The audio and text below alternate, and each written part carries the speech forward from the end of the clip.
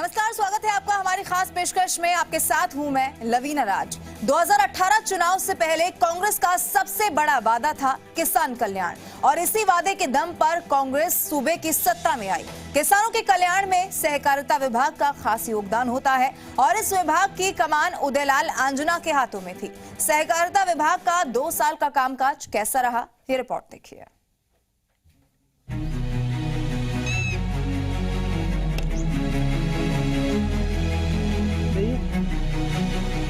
राजस्थान जैसे कृषि प्रधान राज्य में किसी भी सरकार के विकास रोड मैप का केंद्र किसान होता है।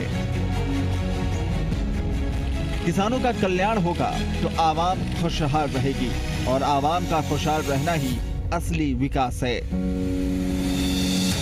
पिछले 2 साल में गहलोत सरकार ने सहकारिता विभाग के कामकाज को स्पष्ट और पारदर्शी बनाने के साथ साथ नीतियां बनाकर लक्ष्य तय करना और इन लक्ष्यों को पूरा करने पर विशेष ध्यान दिया। हमने वादा किया था जनता से चुनाव में कि हम किसानों का ऋण माफ करेंगे, सहकारी बैंकों का। तो वो ऋण हमने 48 घंटे में हमारे माननीय मुख्यमंत्री महोदय ने माफ कर दिया।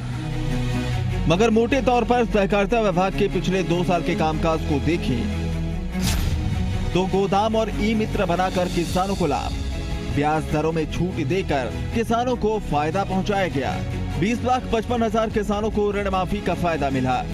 पिछले 2 साल में 336 करोड़ का कर्ज माफ किया गया। विभाग के कामकाज को पारदर्शी किया, जिससे ऋण वितरण में भेदभाव खत्म हुआ। राज्य सहकार पोर्टल के जरिए संस्थाओं को पारदर्शी किया गया। बैंकिंग सुविधा में भी वित्तीय समावेशन और पारदर्शी किया गया। उपज का वाजिब दाम देने की ठोस शुरुआत हुई और किसानों को 4 दिन में उपज का भुगतान सुनिश्चित किया गया। भंडारण क्षमता में बढ़ोतरी के लिए गोदाम निवेश पर विशेष ध्यान दिया गया। ग्राम सेवा सहकारी समितियों को भी ई मित्र से जोड़ा गया। किसानों को किसान सेवा पोर्टल से सुविधाएं दी गई। किसानों के अवधि पार ब्याज में भी 50% की छूट दी गई। तो वहीं कृषि उपज रहन पर सिर्फ 3% ब्याज पर ऋण दिया गया। किसानों का 10 लाख रुपए का व्यक्तिगत दुर्घटना बीमा दिया गया। तो वहीं सीधी खरीद के लिए गौण मंडियों को बढ़ाया गया। ऋण जमा करने के मामले में भी राहत देते हुए फसली ऋण जमा कराने की तारीख भी 31 अगस्त तक बढ़ाई। इसके अलावा 5% ब्याज अनुदान की अवधि भी 30 जून तक बढ़ाई। 100 ग्राम सेवा सहकारी समितियों में कस्टम हायरिंग सेंटर की शुरुआत की। तो वहीं मल्टी सर्विस सेंटर के रूप में सहकारी समितियों को विकसित करने के साथ साथ प्रदेश भर में नई सहकारी समितियों को भी स्थापित किया गया।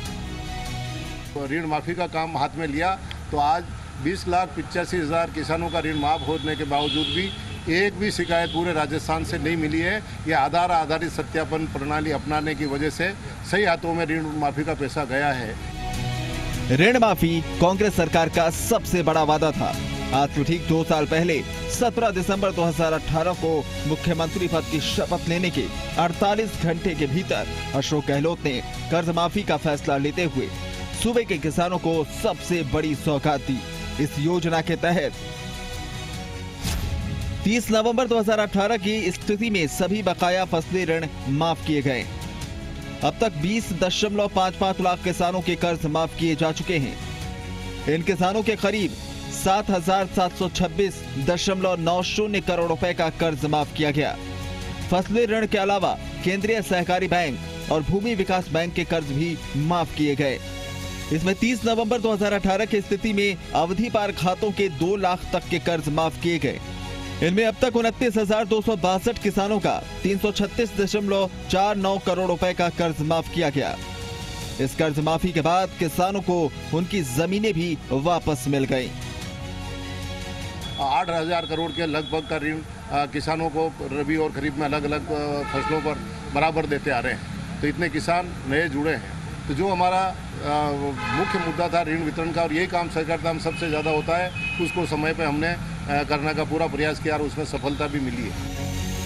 कर्ज माफी के अलावा पिछले 2 साल में सहकारिता विभाग का सबसे ज्यादा ध्यान इस बात पर रहा कि कैसे सहकारी संस्थाओं को पारदर्शी बनाया जाए, उनके कामकाज को आसान बनाया जाए, ताकि सहकारी समितियों के जरिए ज्यादा से ज्यादा किसानों को फायदा मिल सके।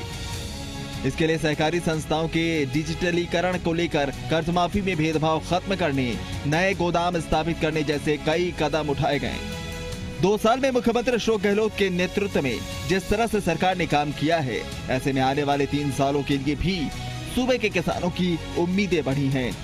जिस तरह से कई जगह सहकारी बैंकों की शिकायतें सामने आ रही हैं, उन पर भी लगाम लगानी होगी और कोरोना काल में मजबूती से आगे बढ़ रहे कृषि सेक्टर को और सहारा देना होगा। आशीष चौहान, जी मीडिया, जयपुर।